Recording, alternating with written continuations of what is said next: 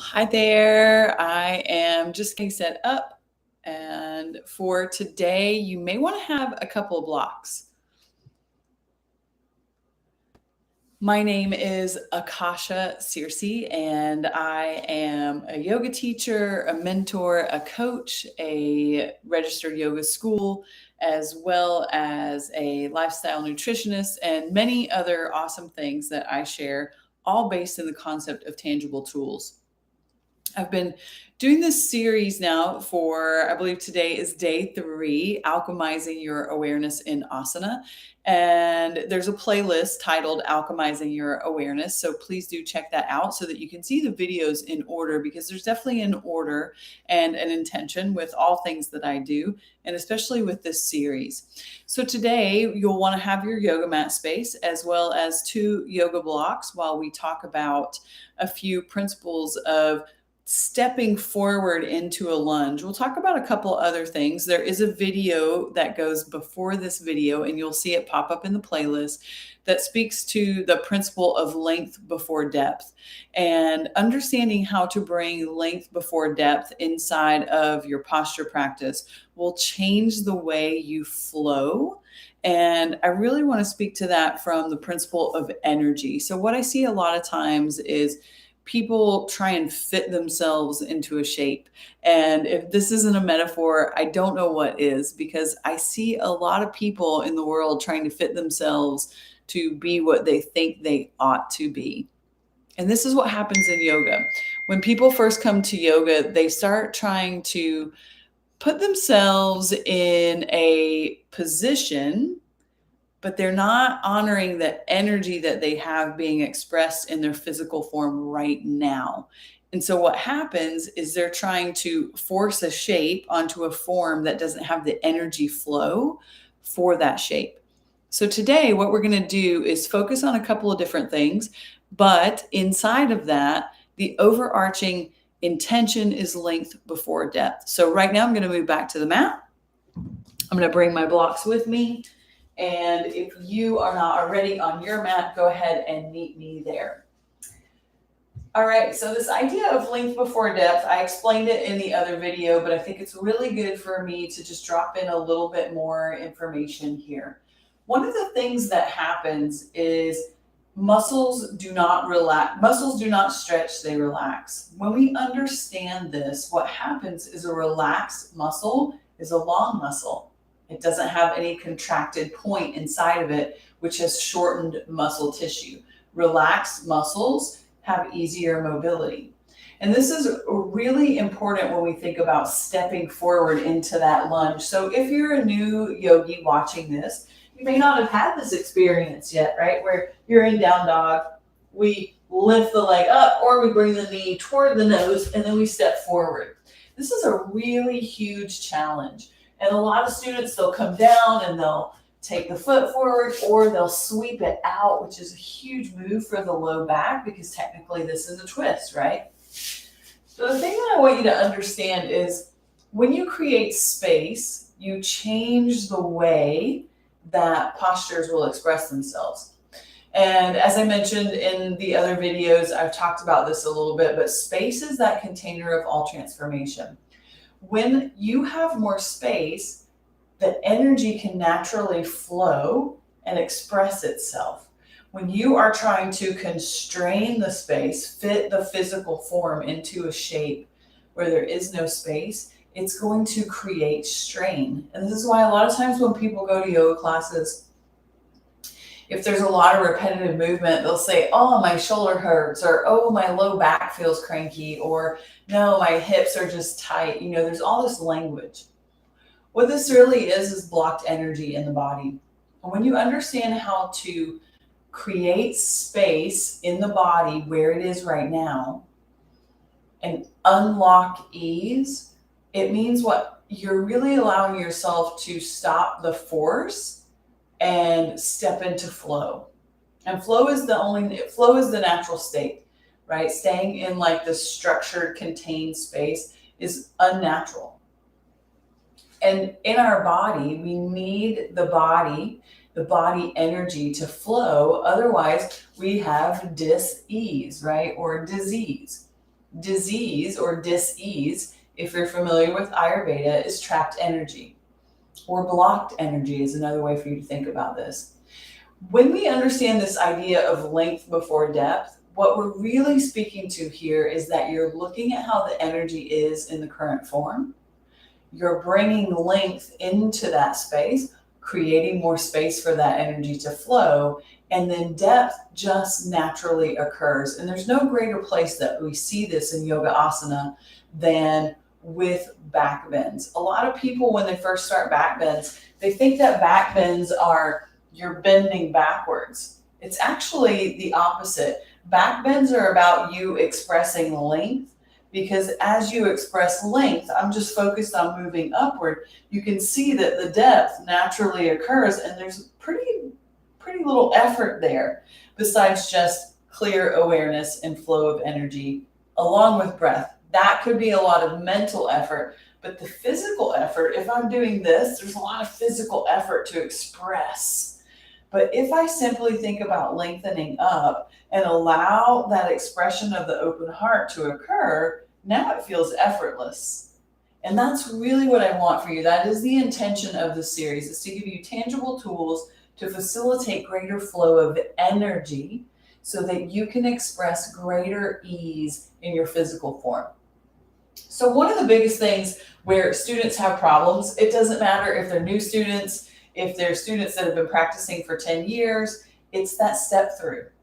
And one of the reasons for this is that the quad system, that's this area right here on top of the thighs, very often is tight or rigid or short is another way to say it, right? These are all the same. I don't usually use that word tight, but it is one that most people understand. There's restriction in the muscle tissue. A lot of that happens because we sit in chairs and we sit in a static shape like this. And so these muscles aren't being fired up, so they shorten, right? And then when we go to stand up, they're going to start to fire up when we stand up, pick up the leg and walk. That's because of the quads, right? They're activating. And then when we propel ourselves forward, that's the hamstring system or the back of the leg. So in a forward fold, we're creating length here. In a back bend, we need length here. So this is something that in the principles of alignment yoga, I had mentioned with some of you in other videos that I've done here on YouTube that I studied with Mr.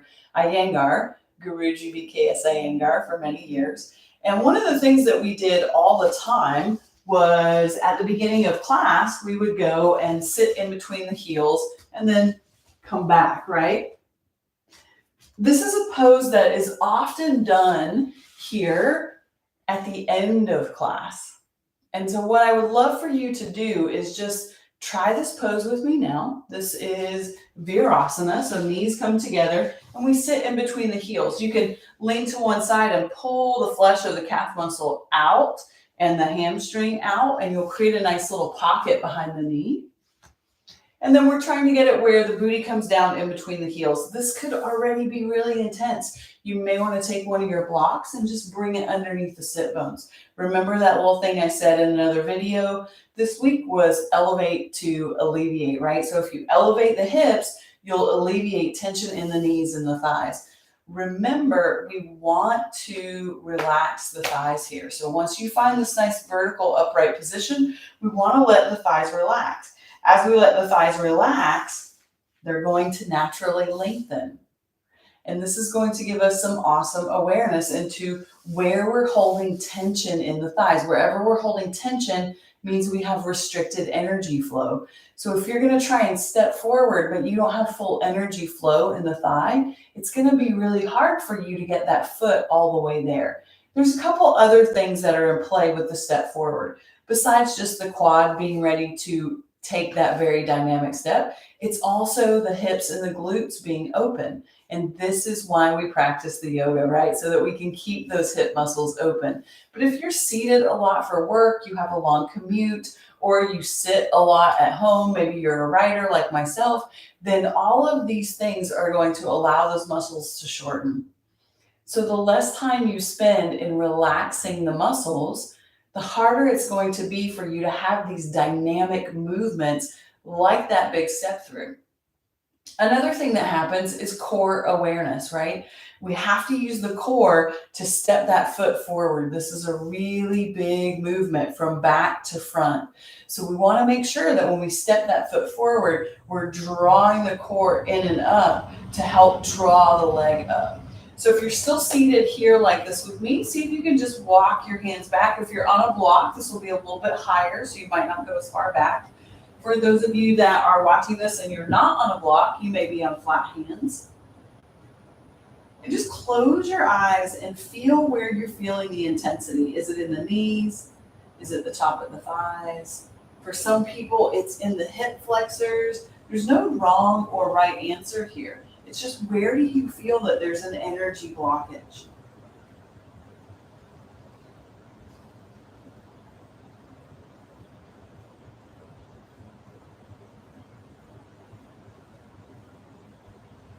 Two more breaths.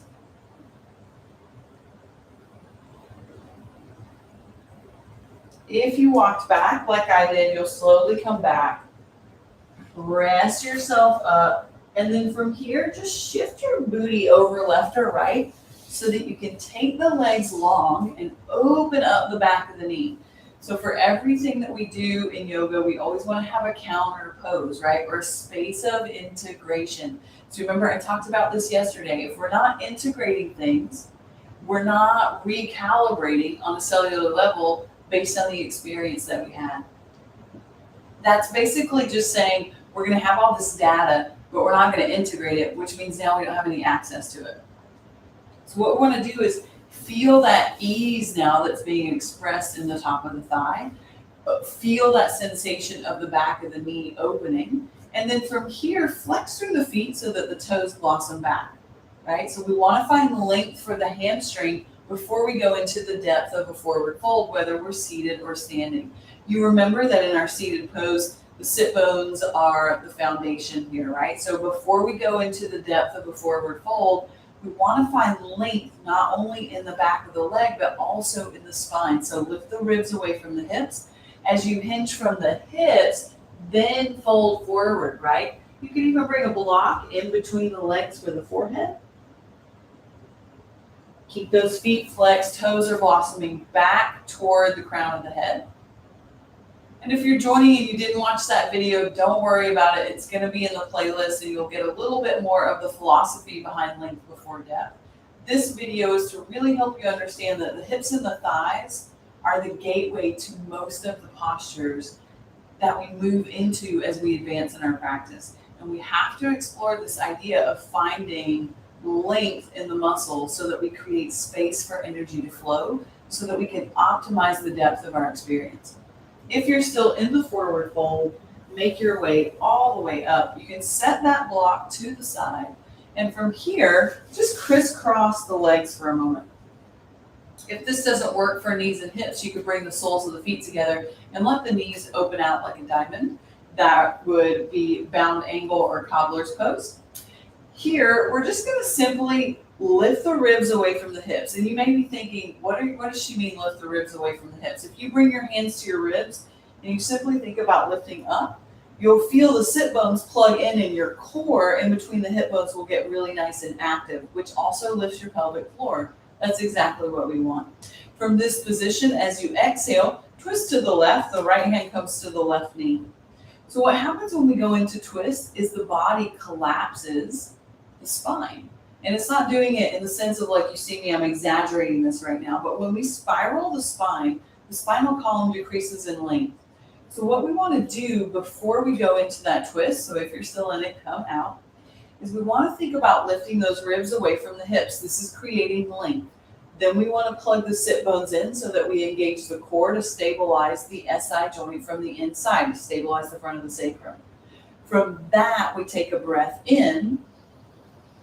Now we exhale, twist to the right, and what happens is the depth of the spiral naturally happens as we exhale because we already created the length that we needed to express the twist.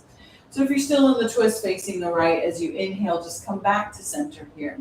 Exhale here, and let's experience that one more time each side. So inhale, lift the ribs away from the hips, plug the sit bones in, and as you exhale, spiral the spine. Right hand, top of left thigh, left hand's behind the sacrum or left hip. Shoulders draw down the back of the body. And as you lift the sternum here, drop the sit bones down. This is continuing to create length, and you'll notice the body can twist a little bit deeper. One more breath. As you inhale, slowly unravel. Check in through the center line. Plug into the earth, rise up through the crown. Exhale, twist to the right. Beautiful. One more breath. And as you inhale, slowly unravel, come back to the center. From here, let's make our way into a hand and knee position so that we can now get to this idea of the step through with the lunge. Meet me here in a hand and knee position. Curl the toes underneath the heels, send the hips high, and just press into the hands. If you haven't done down dog at any point today, it might feel nice to walk the feet back, stair step the heels a little bit. Most teachers call this walking your dog. And then coming onto the balls of the feet, lifting the heels, press into the hands as you exhale, soften the heels down, keep the hips high. Breathe. Simply step the left foot forward. So where you step the left foot is really going to tell you what's up with that hip. So if you're stopped short and now the foot's behind the hand, how do we get it forward, right? This is always a little tricky. So now you'll step back. And as you exhale, draw that left leg up and in toward the chest. So you want to try and get that knee to touch the nipple, as one of my teachers always says. From there, as you shift forward, round the upper back and step that left foot forward. You'll notice that that left hand may come right next to that left thumb. You can drop the right knee down for a moment. And then slowly come up, reach the arms up. And as you exhale, float the hands down. So if this didn't happen for you, if that little rounding of the upper back didn't give you the extra space that you felt like you needed, another option for you is to create more length. So what do I mean by this? Let's bring our fingertips down, curl the back toes underneath, step back to down dog. Take a breath and float it down to the knees. If possible, have a seat on the feet. So blocks are wonderful for this because by using the blocks, we're going to create more length in the arm. Basically, we're going to set the blocks down so that they're at their 3-inch height. We're going to bring our hands to the top of the blocks, curl the toes. You can see I'm holding the block, press the hips high, and now we've made your arms 3 inches longer, which means as you lift that left leg up and you step it forward, you have 3 inches more height to step forward. So this is a wonderful way to start practicing this step through to a lunge, is to have those blocks and just notice how that feels. The other thing that happens is people keep their booty high. You want to bend into that front knee by powering through that back heel. When you bend into that front knee, send the pubic bone toward the navel. This is what's going to power up the front leg so that you can rise up very stably in your lunge position. Option to reach the hands up. And as you exhale, float them right back down. Plant the hands, lift the foot, send it back. Down dog. Slowly bring it down, table pose. Have a seat on the feet. Notice what you're noticing in the left side here compared to the right side. Do you feel how the whole left side of the body, all the way up to the top of your left eye, feels like the energy is warmer, or that it's moving faster, or maybe it's moving upward? Just see if you can notice this.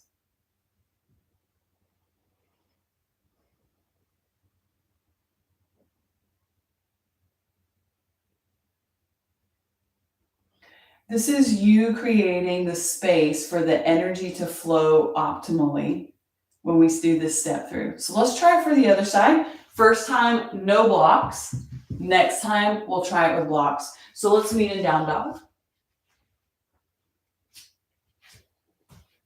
From here, right heel goes up so that you bend the knee, draw that knee toward the nipple, round the upper back, And then from here, shift the foot forward so that the ankle lands right underneath the knee.